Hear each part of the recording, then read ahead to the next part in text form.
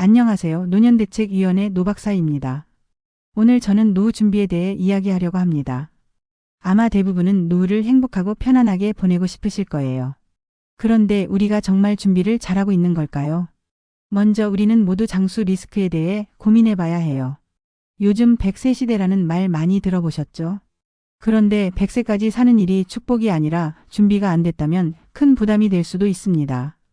예를 들어 퇴직 후 20년 정도 살 거라고 예상했는데 실제로는 30년을 산다면 어떻게 될까요?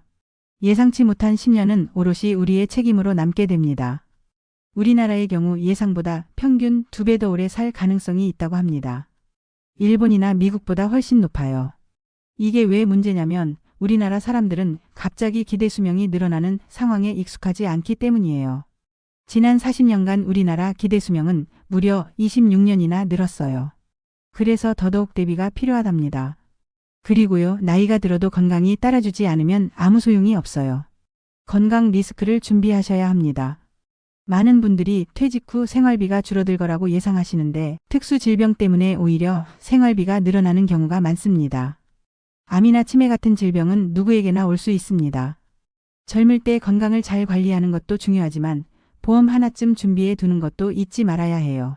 저도 몇 년 전에 암보험을 들었는데요. 그때는 제가 걸릴 거라고는 상상도 못했어요. 그런데 실제로 제 가족이 암에 걸렸습니다. 그 보험이 없었다면 정말 큰일 날 뻔했답니다. 자녀가 리스크가 될 수도 있다는 이야기 들어보셨나요? 자녀 리스크는 생각보다 우리 삶에 큰 영향을 미칩니다. 60세 이상 부모님의 34%가 자녀의 도움으로 생활하고 있어요. 그런데 시간이 지날수록 이런 비율은 점점 줄어들 거예요.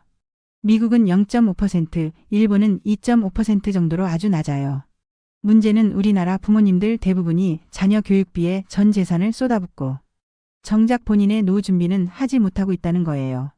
우리 아이만 잘 되면 나중에 다 갚아줄 거야 라는 생각으로 교육에 올인하시는데요. 요즘은 좋은 직장을 들어가도 40대 중반이면 회사를 그만두는 경우가 많습니다. 그러니 자녀에게 지나치게 의지하기보다는 본인의 노후를 먼저 준비하시는 게 중요합니다.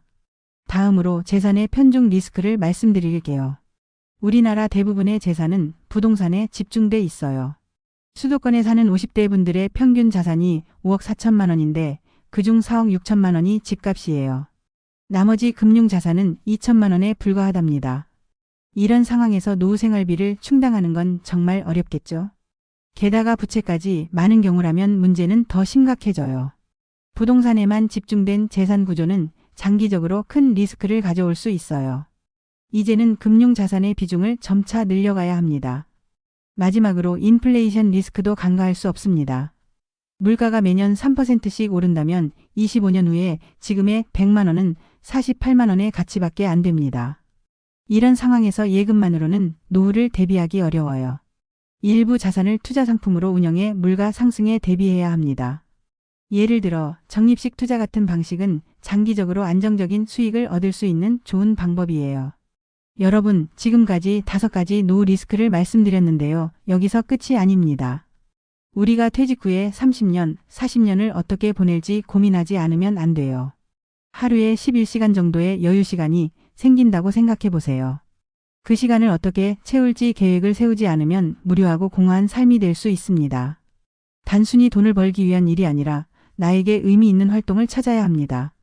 사회공헌 활동, 취미생활 또는 단순한 소일거리라도 시작해보세요.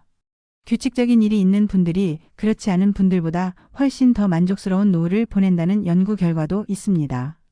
여러분, 노후 준비는 선택이 아니라 필수입니다. 지금부터라도 차근차근 준비하셔서 행복한 100세 인생을 맞이하시길 진심으로 바랍니다.